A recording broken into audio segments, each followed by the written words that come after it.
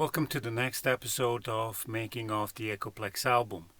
Some of you have been asking me about the Access virus, so here it is. This is the Access virus. Now, I was very lucky to actually be able to get the Access virus because it's an awesome synth. I've actually traded my Octatrack. I just could not understand how to work with the Octatrack. Maybe I'm just a bit too stupid for these kind of workflows, but for me, what really matters is that you just press the button and you get a sound.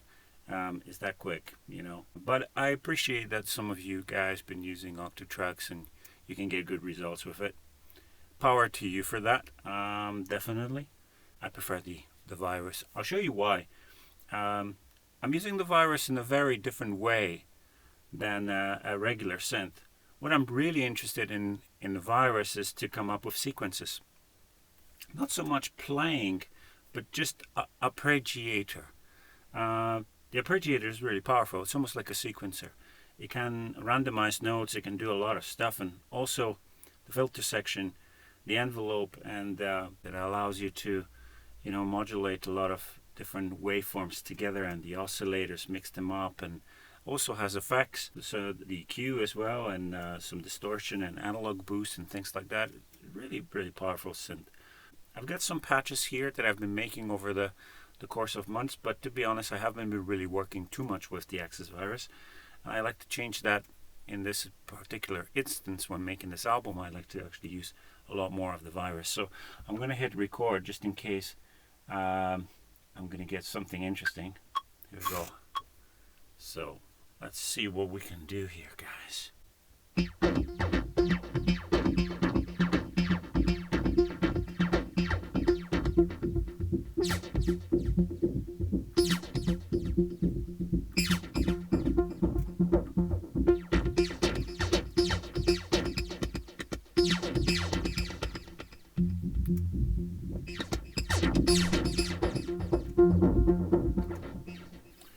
I'm going to show you some of my some of the patterns that I actually made for Postscriptum project. I made a lot of really interesting patterns, just trying to find the bank for that.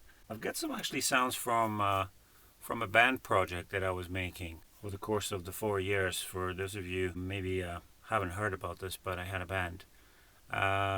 It's a quite sad story because at the end of the day we didn't manage to release albums and to play a lot of gigs because it was very tough. It's very difficult to run the band, and you have to understand that being a rock band is a bit different than just being a DJ or a producer. It requires a lot more effort, a lot more time, and there's no money in it really unless you really hit it hard. But in order to hit it hard, I think you have to be a bit younger and you have to have all the people on board, and that wasn't the case in our case.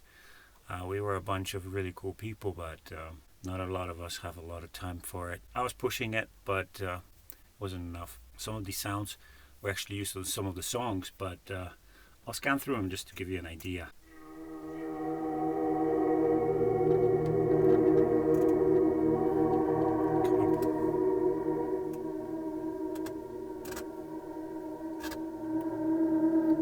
Beautiful sounds on this thing.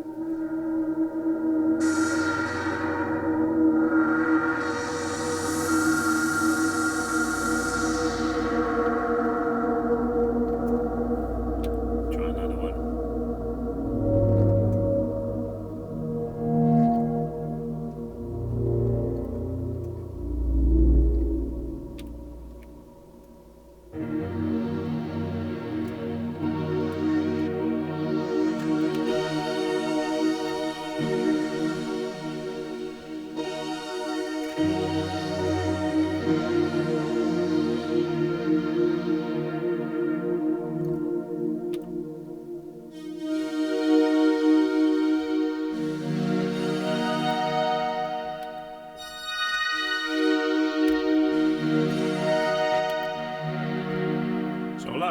A lot of pads are in this actual bank, but I'm going to get into some sequences because here we go. This is one of the sequences. Just check this out.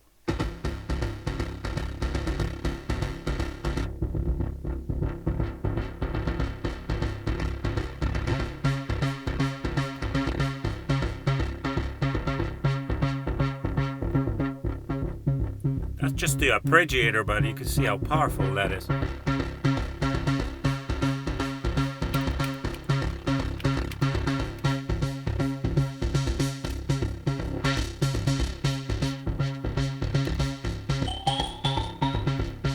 Some cheesy sounds as well, but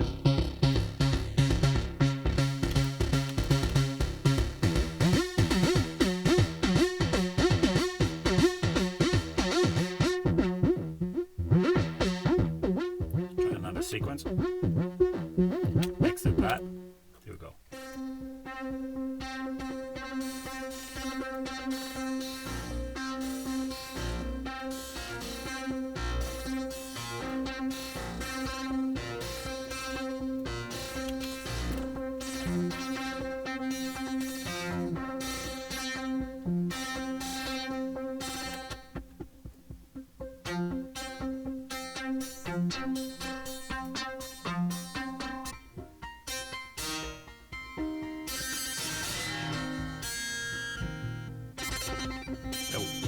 The wavetable is really powerful on it.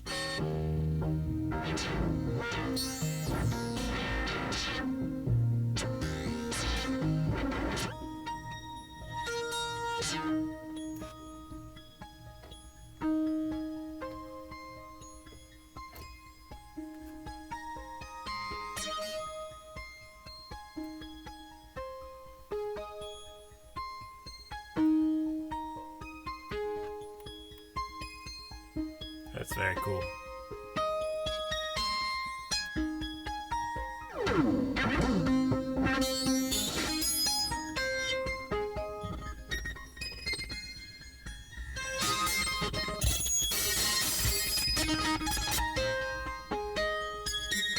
Exit that, let's try another one.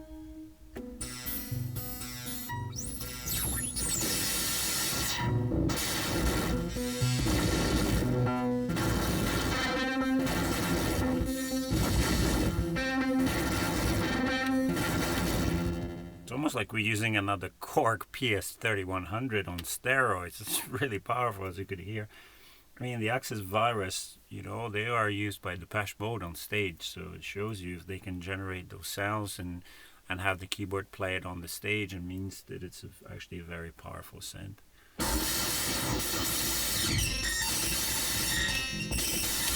Madness. Right, let's try another one.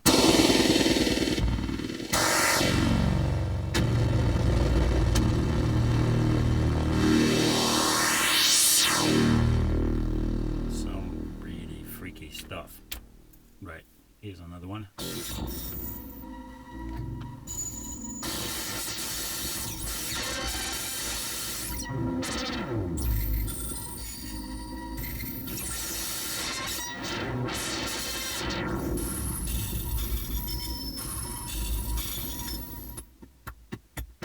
That's just the arpeggiator running, and you know, it's just mixing all these.